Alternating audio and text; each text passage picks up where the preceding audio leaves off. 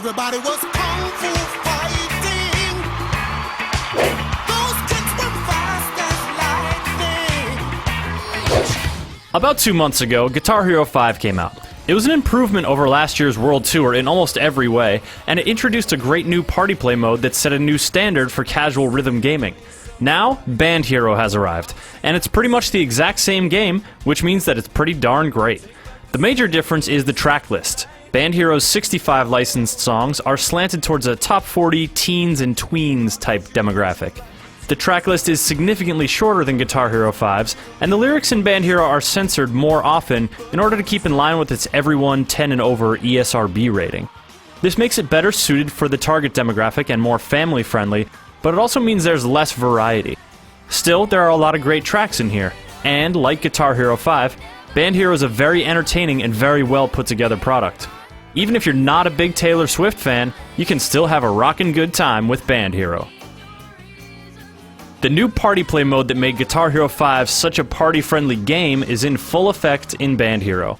When you start up the game, it begins playing a song, and with the push of a few buttons, you can join in without missing a beat. Should you want to switch any of the options or skip the song, you can do so using the unobtrusive menu while your part continues to play automatically. There's no failing in party play, and even if you're at the bottom of the red zone, the screen won't flash and you won't hear any awkward clanks unless you're actively playing the wrong notes. You can jump in and out as you like, rotating in other players or just taking a break. The result is a casual play environment that's accessible, welcoming, and delightfully low-key. If you want something a little more structured, Quick Play is where it's at.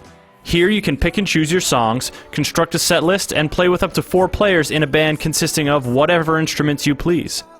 You and your band can only fail out if one or more of you is playing on hard or expert difficulty and doing poorly, but here's where another new feature comes in handy. Previously, you could only save failed bandmates by activating star power. You can still use that method, but now, when a bandmate fails, a crowd meter pops up. If the band plays well enough, the failed player is automatically revived. This makes you less beholden to the star power meter, and means you don't have to save your star power if a bandmate isn't doing so well. Though it's still a good idea.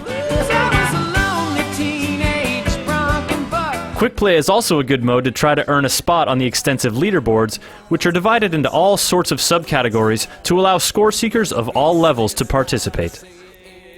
Of course, there's also Career Mode, which takes you through a number of different venues as you play songs and earn stars. You can also complete bonus challenges that enable you to earn more stars and unlock bonus content.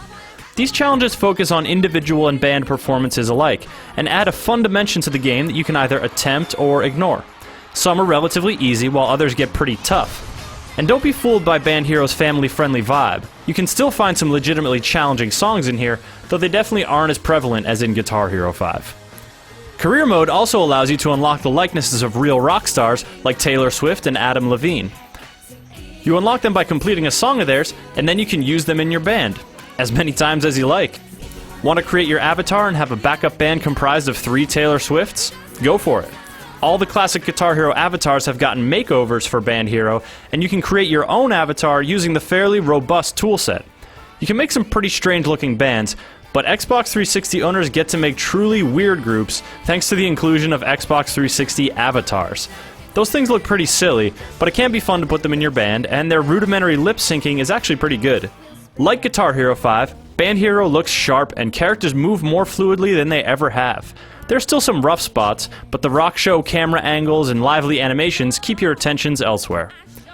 Another mode that's worth some attention is the GH Studio, where vastly improved tools make it much easier to compose songs using your guitar peripheral. The main studio menu is always reachable with the start button, so you won't get lost as you explore the various branching options. You can find out what things like quantize mean by simply holding down the fret button you would use to select it. It still requires patience and skill to make a decent song, but the barrier of entry has been significantly lowered. And if you're not up for the challenge of composition, jump into the GH Jams mode, set yourself a background loop, and jam to your heart's content. It's actually pretty fun to noodle out some actual music, and a few cooperative friends makes it even better. You can still download user-created songs and of course grab DLC from the online store. Players can import their tunes from World Tour and Guitar Hero 5, but you can only grab some of them, and you have to pay for the privilege. Paying for stuff you already own is pretty bogus, and you can't even play imported songs with your unlocked Band Hero celebrities. Despite the disappointing song import options, Band Hero is an entertaining game with lots of ways to enjoy the music. Providing that is, that you enjoy the music. Fortunately, the limited track list is still pretty broad, and many of the tracks will fall into either the guilty pleasure or nostalgia category. Band Hero is a great game for parents concerned about the lyrics their kids hear, though for folks who already own Guitar Hero 5, it's really just a full-price track pack.